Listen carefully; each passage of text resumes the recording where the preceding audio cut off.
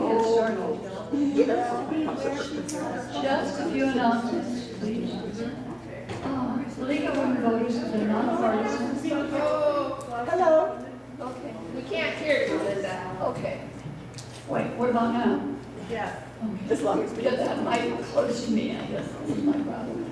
The League of Women Voters is a nonpartisan, grassroots civic organization that encourages informed, active participation in government, works to increase understanding of major public policy issues, and influences public policy through education and advocacy.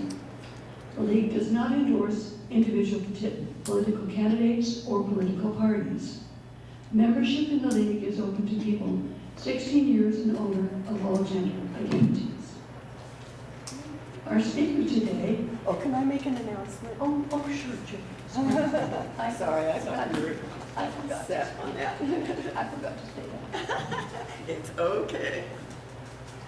Well, thanks. An email did go out about this, but I thought, oh, we had a captive audience, I would pass around the sign-up sheet. Ramona Thomas has graciously agreed to teach a voter registration class, and that will be after our next program, which is the 22nd. It'll be right here whenever the program is over, so at about 1 o'clock. And if you've done a voter registration class with Ramona within the last 3 years, you don't have to do it again. But I've found that the refresher is really helpful, even if you've done it before. So I'm going to start the sign-up list, and if you can all just keep it passing around, that would be terrific. So, sorry. Judy, do you know how long the class lasts? It's not very Not long. very long. She's usually done in about 45 minutes. Did you have any questions? Sure.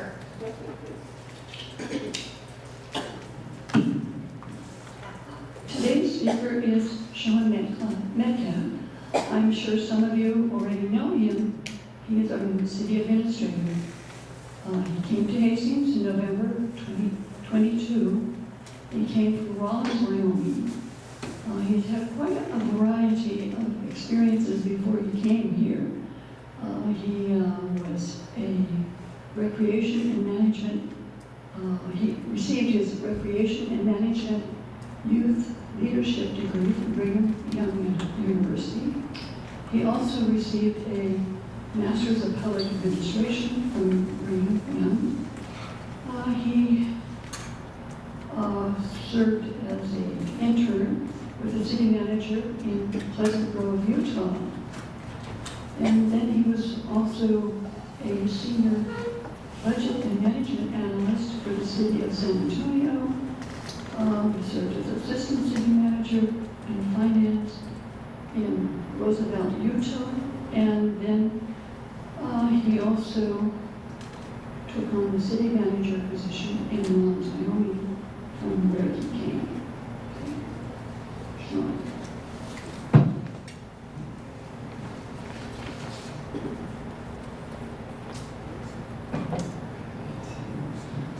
Well, thank you. Thanks for having me today. I'm excited to be here and talk with all of you about the city. So I guess before I get started, just one other extra thing about me. I am married, have 3 little girls in the house. We also have 2 girl dogs and 1 girl cat. So I'm just saying I'm always outnumbered, and I am here today. So I wanted to just talk about a few different things that are going on at the city, and I'm really interested to hear from everyone, any questions that you have, and we can just engage in some good conversations together. So one thing that you may have seen is that I am all in on the communication. We've been doing a lot of different things, like from Facebook Live to our monthly newsletter that we put out from department heads. And if you aren't signed up for that, by the way, if you go to our website, it's on the front page and it's called Behind the Scenes. And you can sign up so that you get the monthly email with that report. And so every department just goes in there and they say what's going on in their area for that month. So if you want to know what's going on in the city, that is the perfect report to get hold of. So I really believe in you can't over communicate in local government. It's literally impossible.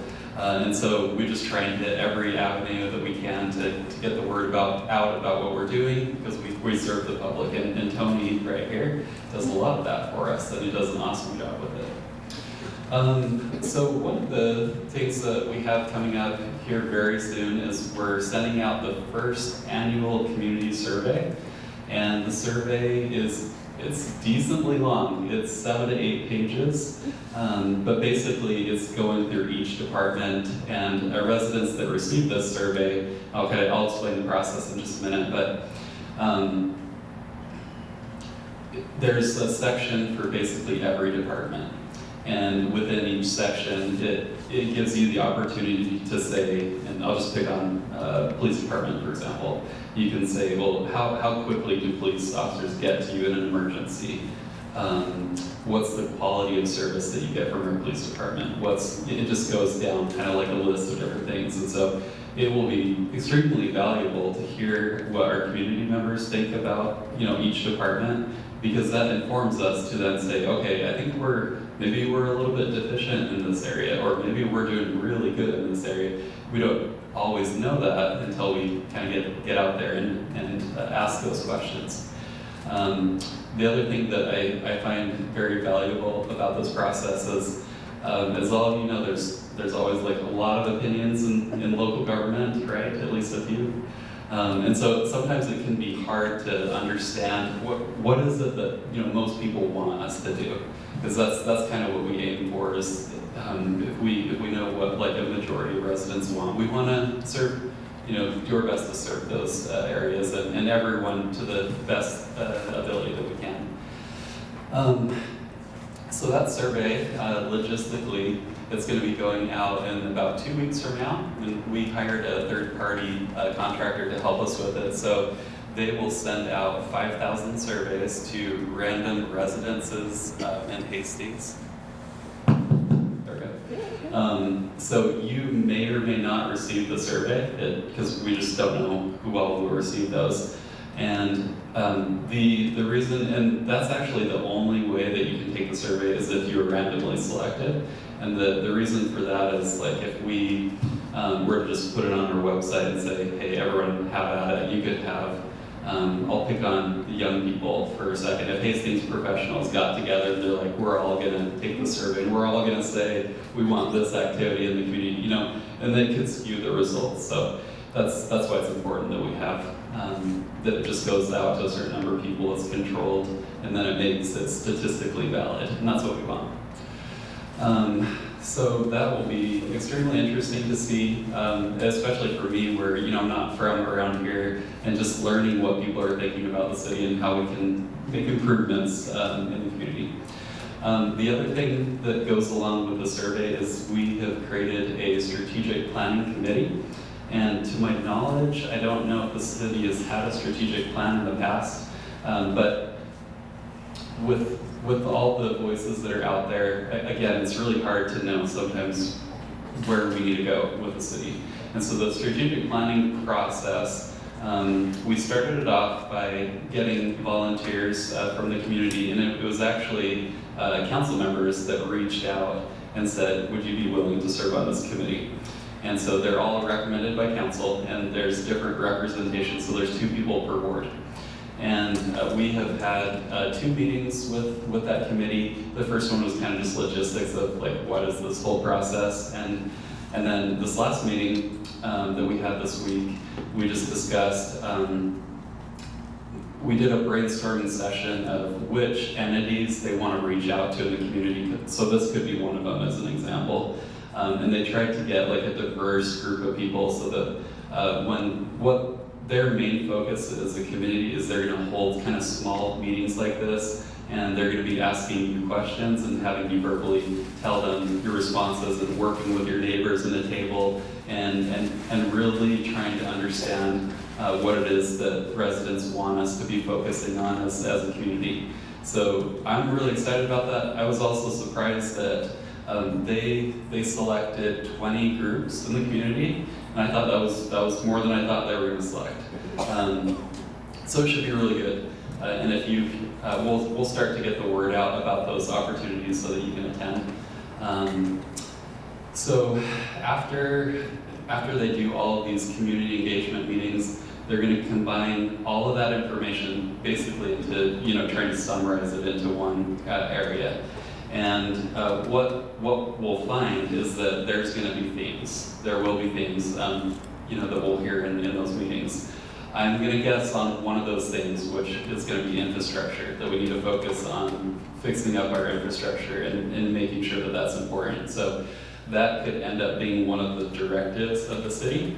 And then underneath the directive, that's like more of the higher level part, and then you kind of step that down. Okay, what initiatives, the committee will come up with initiatives to meet the directives, and then staff comes in and says, okay, we see we need to do infrastructure, we see it needs to be in our buildings, and so here's the XYZ project that will meet those needs.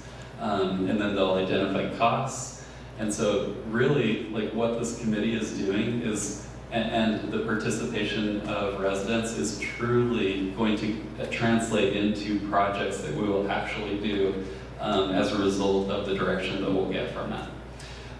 The other thing that we'll do as soon as we're further down the road is we'll bring all this to City Council with a recommendation of like, here's the different directives and things that we found the community was most important to them. And then the council will be able to kind of step that up to, okay, do we need to update our mission statement as a community based on what we learned? Should we update our vision as a community? So it's, we're good. So as you can see, like, this is truly the strategic plan. What makes it so important and valuable is that it's coming directly from residents. It truly is coming from what they would like to see in the city. And so when we're making decisions, it's easy then to say, hey, I really think, I know there's these two important priorities, but because the community said this was the stronger priority, well, we're going to prioritize it that way and bring it to council that way. So your participation, if you would be very valuable. So after we get all that settled out, I will actually be building that into a new software. And some of the things that we want to do is to be able to show our progress year to year. So this annual survey obviously will be annual.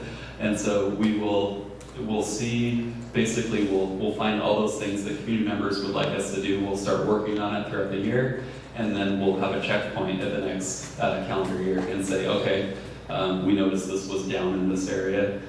We did what community members were indicating that we should do, and this went up. That's the goal, is we're making strategic decisions to give our residents the highest quality of life that we can with our current budget. That's the goal. So with that's kind of that process. I felt like I should probably talk about City Hall, because that's always something we should just talk about, I think. It's always in the news. So right now, we're inching closer. We're inching closer to, I think council will be making a decision in the near future, I really do. Basically, it started with 4 options. They narrowed it down to 2, and those 2 are renovation or new build. There's a lot of different opinions about what we should do there. It's a tough one. It's really tough. And I think what we're doing right now is the council at the last meeting, they told us to that we could go ahead and remove the asbestos that's in the building. So that's a good step. We'll go up to bid here pretty soon for a company that can come and remove the asbestos. They'll also be kind of looking for mold, more visible mold. The council didn't want us to necessarily start taking down walls to remove mold yet. So we'll get that asbestos and initial kind of looking around done, and then we'll bring it back to council, at which point they'll have more information to say, okay, I feel more comfortable now making a decision on City Hall. So we're going to get there. I promise you we will get there. But it's taken a minute to do it, and that's okay. Things in local government typically can go slow, right? Government happens, that occurs. So another thing I'll talk about, and then I think I'll go ahead and turn it over to all of you for questions, because I find some of the most valuable things is just the back and forth. So we will be participating next week in the levy. Who all has received the pink card in the mail before? Yeah. Yeah. They haven't sent So- out yet this year. Oh, that's right, not the pink card, we got a letter. Anyway. Yeah, so basically the county goes through every year and they see if buildings have been improved on or there's new buildings in the community, and then they make assessments, and then they basically can increase your property tax based on if you've had increases there. So, and then the city, what we have to look at is this is weird. I haven't seen this prior to coming to Nebraska, so I think it's weird. But the city is able to grow by 2% plus real growth. And what real growth means is that, like, if I were to have an add-on to my house, that's real growth. It's a new building, basically, or any new builds is real growth. And so we're able to calculate what that amount is. And then, so we are actually proposing to keep the levy the same, but because of the different valuations going up, that means that we will be receiving enough money that we have to go to the pink card meeting. So, and one thing that's interesting is that the city, in the past 10 years, has never increased its levy. About 8 years ago, it went down a little bit, and then last year, we brought it down a decent amount. And I would like to keep that trend going down, but for now, I feel like based on doing some increases, like having a new facilities management division is going to cost money to implement and those sorts of things. And so I feel like we can keep it at the same levy and be able to accomplish what we need to as a city. With that, I could just keep talking forever, of all these different projects, but it might be more interesting to hear what you all have what questions you have.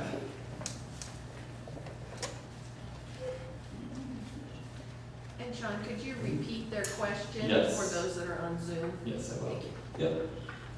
Yep. With the new comprehensive plan, I know they're gonna adopt some new codes, right? But will there be a revision of city ordinances, like rules about how many cars you can have on your lot, abatement of fire risk with our dry weather and so forth? Will there be city ordinances that will be changed as well? That's a great question, so let me repeat that.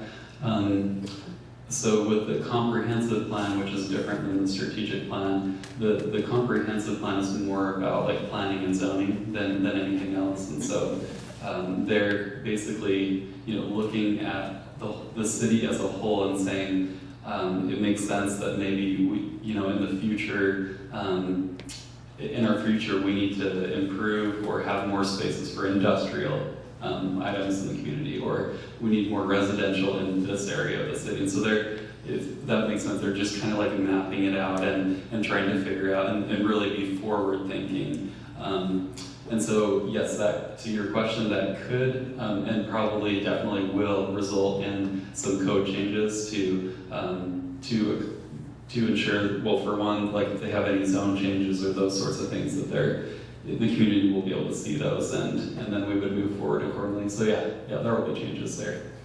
Because we had problems with people parking on their front lawns, and this is one of Mr. Patterson's pet peeves. And I agree with him, absolutely. Especially people coming in from the country and not used to having lots that are supposed to be the way they're supposed to be. So, I didn't know if there was any chance of there being upgrades to those ordinances, and also noise. Noise on Burlington. Some of those things, will they be part of upgrades to ordinances? If the zoning were to change in certain areas, if they wanted to change that up, then that is possible that some of those things could change. I think that the main scope of what they're doing isn't like to go in and like looking at noise things and those sorts of things. But one thing I would also say is that the city attorney, he's going to be starting a process by going through every single department of the city and just kind of saying, okay, we're going to start with planning and zoning. We're going to look at everything and the different things that, like you just mentioned, when there's some issues, this is about updating it, and so that we're meeting residents' needs better. But that's going to take a while. It's going to take a while. What other questions?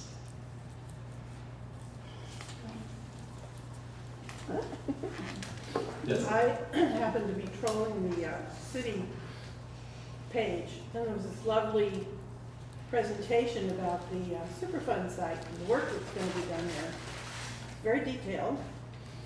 Is there going to be any additional opportunity for presentations regarding it to the general public for comment or questions?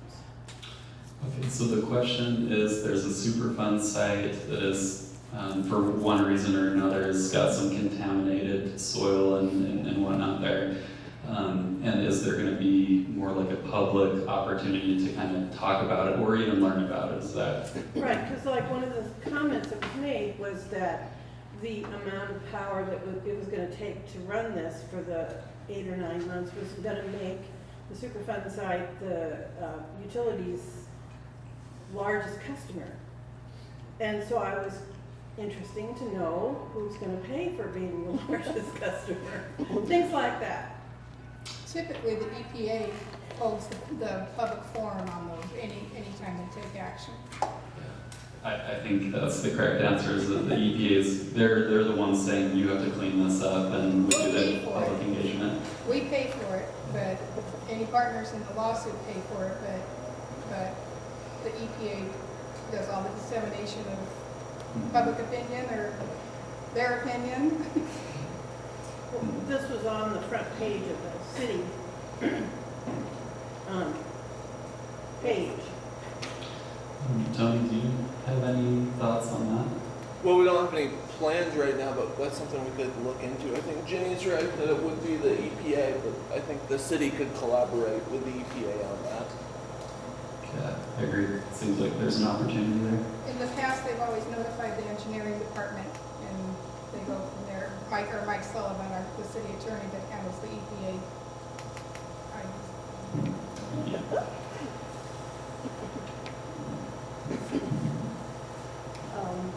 When you get the results back from the cards or the information you asked for, will that be divided by town or in the town, or will it be just, something that you'll just pick up and look at? But What I'm wondering is if people in a certain area will turn theirs in and people in a different area will not, if that'll make a difference.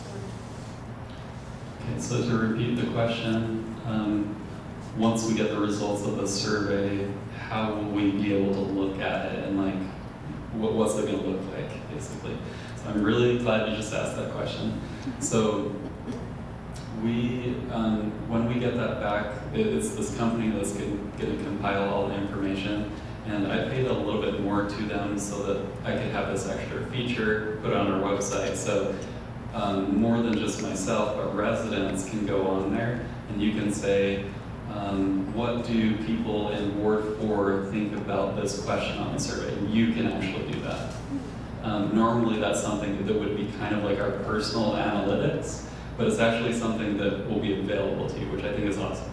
It'd be very, very interesting. So yeah, you could sort by wards, you could sort by age group. There's like a lot of different ways you can look at it. So it would be super interesting.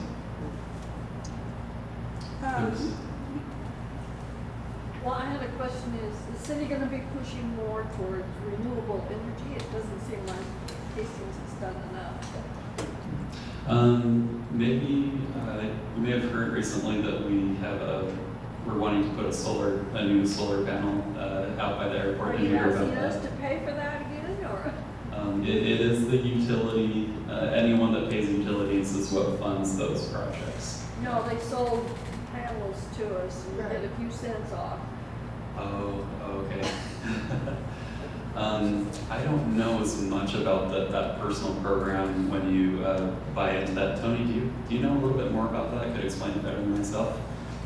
Probably not. I do know that phase 2 of the solar project is in the works, and that is something that you would buy into, either to buy the panels, or well, I don't know if you can buy the panels. I think you That's how it worked You just before. play- You bought the panels and they didn't put them in until they were bought, so that they didn't overbuild and then be stuck with the cost.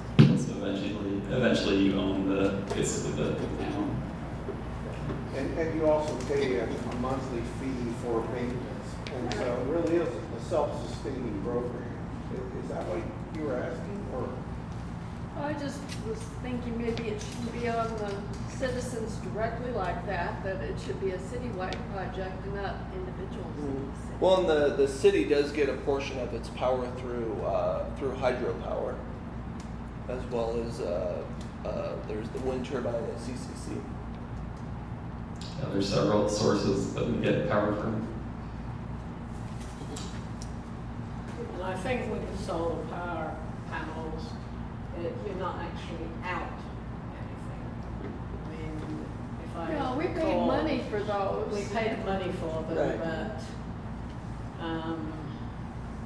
you can sell them with your house or not. Well, there's no way I'll ever live long enough to But do you it. I think you were buying into a particular electric rate for like 4 years or something. So you didn't have any increase in the electricity rate. Right. And it's also, putting it on the city is cheaper, certainly, than buying your own insurance for your solar panels. There were some financial incentives. The way I understand it is, indeed, you're buying the solar panels, they're associated then with your house. The power that comes off of them, in fact, goes to your house at a lower rate. And it's an interesting formula. Yeah. The only reason I know this is I looked at it recently. And so they reduce your rate, but then they add back in a few cents so that you can pay for upkeep. But overall, you're getting the electricity at a lower rate. And it's in effect that they are connected to your house in some way, because you get that power then for the life of your house. But as you say, yeah, it depends on how long we can live to get the full benefit. But anyway. Yes. I know we just got a new city planner recently, but have there been any new abatement programs for housing or buildings that are fallen in ear repair since the housing study was done in 2021? Yes. This current fiscal year that we're in, the council, this was prior to me even coming here, but they had allocated $500,000 for dilapidated buildings and those sorts of things, so that if we convicted someone and they weren't keeping up the property, it was a dangerous property, that we could actually go in and demolish or whatever we needed to do. And I believe that that whole amount is going to be spent. And so in planning for next fiscal year, I think there's going to be several $100,000 that's programmed again for that. So are So it's they good. We're currently making taking progress. houses? Are they currently abating those? Yes. Yeah, and the city attorney, I will give him a plug too. He's doing a really good job of when code enforcement is notifying him of these different issues. He's really taking the bull by the horns. I was really impressed coming here, seeing that we're making progress on those things, because sometimes progress does not happen with dilapidated buildings and those things. Is the police department still, the public service officer still monitoring that? Yes. Yep. And there's 2 of them currently.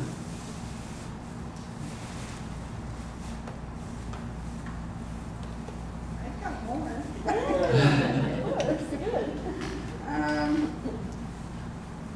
And I don't know how to, if there's a politically correct way to ask or answer this question, but there seems to be a lot of noise out there, people that are unhappy with maybe action that was taken on a certain city feature. How's the city dealing with quieting that noise? I'll give you my take. That's it. So My thought on really what I want is to see our community come more together. Because you're right, It's been a very divisive. It really is. And hindering any action going forward. So I'll just speak for myself personally. What I'm trying to do, like at each council meeting, I actually go and greet everyone that comes in the door. And I want people to know that I genuinely care about them as people, even though there's a lot of different passionate thoughts and feelings out there, and that's okay. But I think the important thing is to have that, mutual respect and cordialness, and it's okay to disagree. It's okay.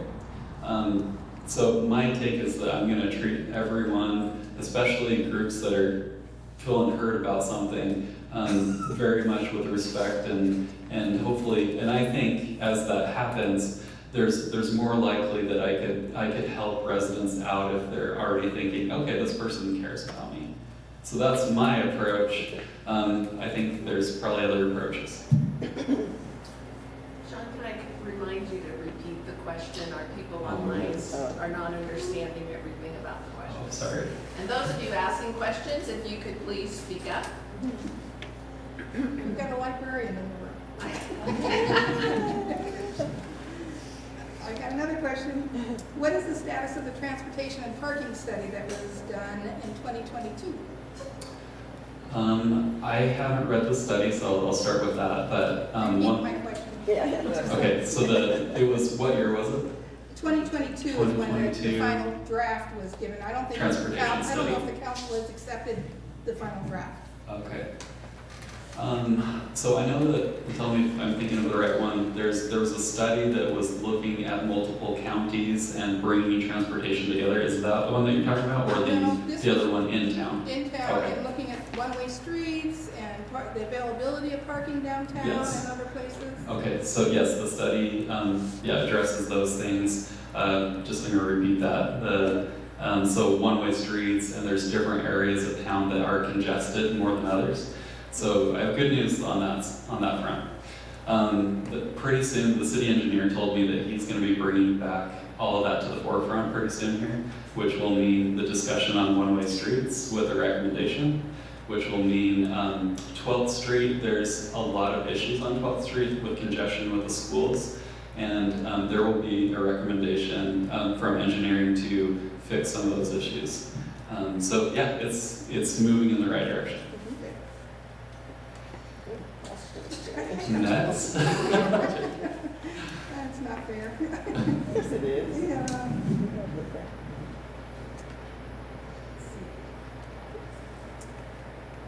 Novak study. We're coming up on 10 years of when the Novak study was completed and approved by the city council. How are we doing on making any progress towards recommendations? And that was a study done looking at the organization of the city. So to repeat that question, there was a study done like 10 years ago, Novak study, where there was just tons of recommendations on how the city could improve its operations. That was something that I actually read the whole Novak study prior to coming to Hastings, and I'm like, what? So what have we done with this? I asked the same question, and I didn't have like a clear answer, and so I actually, when I was meeting with department heads and setting goals with them, I asked them to report to me on how many of those things they accomplished. So there were something close to like 80 different things of recommendations, and it was like 70% of them had been done. And I thought, okay, that's good. I don't even know if they realized necessarily that all of those things got done.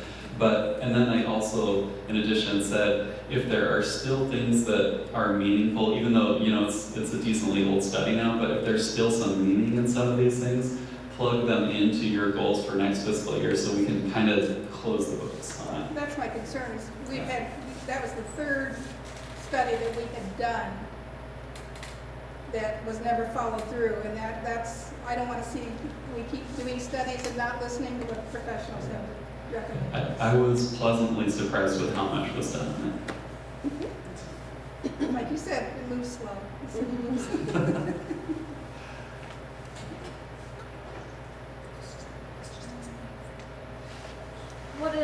Novak study? What did it do? Study? So the Novak study, what is the study? It basically is, you know, a third-party company that came in and they gave suggestions on how we could improve operations of the city. And so this was a big change that happened from the Novak study, was that our utilities department went underneath the umbrella of the city. That was a result of the Novak study. So it was things like that, or a couple other things that I'll just mention is like human resources was consolidated. There were different departments that were consolidated, just as, okay, we think we can operate better by combining forces on different things. And the finance system we're combining right now, and that's, holy cow, that's a big project to try and hammer that all out and get it into one system. Right now, another recommendation was like payroll, so we're moving to one payroll system starting in October. So there was a lot of really good recommendations in there.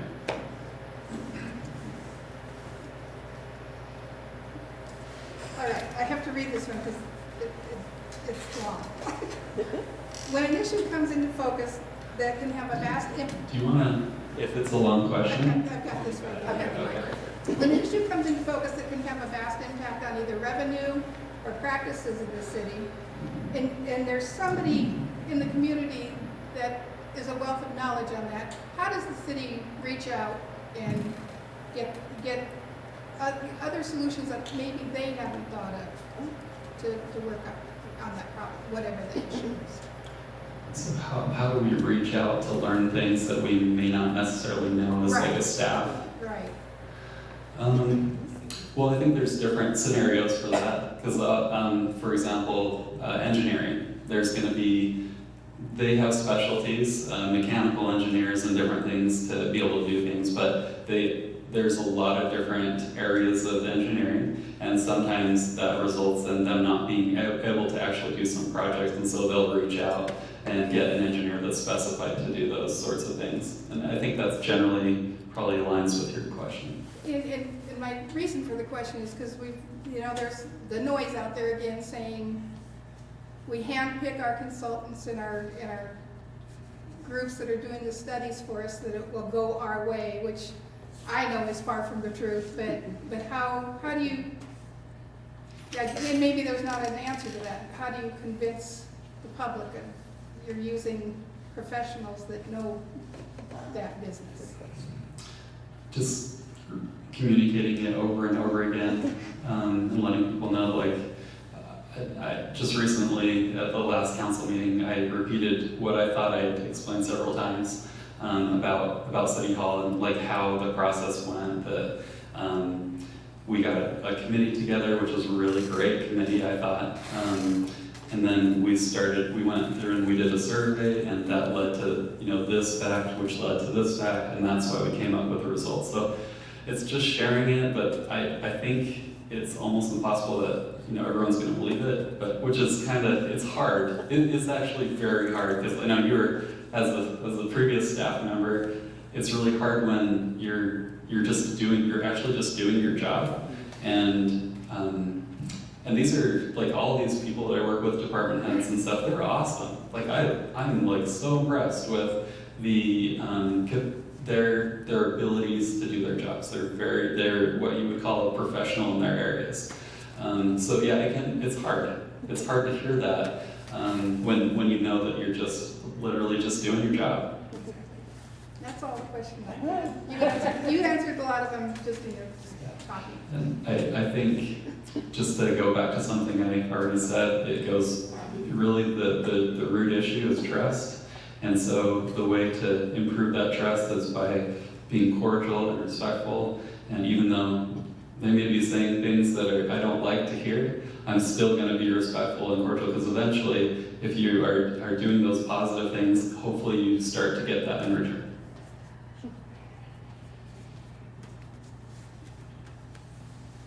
Any other questions? Yes? And you might have touched on this when you mentioned 12th Street, but now with that new theater district being developed, what's going to happen as far as traffic control and things like that? That's a great question. So to repeat it, it's at the theater district, and there will be increase in traffic there due to the development there. which is absolutely true. So that's part of what the study will help with. I have heard, and I'm afraid to use this word roundabout, but I'm going to use it. There could be a roundabout on that intersection potentially, or okay, even a traffic light or something, and that will help with the traffic. Yes. Quiet crossings. How are quiet crossings? Quiet crossings, okay. We have 2 contractors that are under contract currently, and they're actually working on those different intersections with the railroad for quiet crossings. We have 1 more contractor that we need to get under contract for to be able to finish all of them. One thing that's important to note that as soon as they're in place, there's still a process to actually make this so that they will stop blowing their whistle at you. And I think it could take 6 to 9 months after it's completed to probably go through their process. I'm guessing because I've never been through that, but. Plus, they have to all be done before it becomes a quiet crossing, correct? Very good point, yeah, yep. In order to have the quiet crossings, all of them have to be done. And then their study or whatever they do. Yep.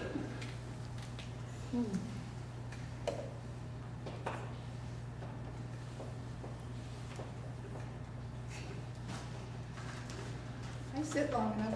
Well, it looks like we're there. Yeah, I think so. Thanks for letting me join you today. It was fun.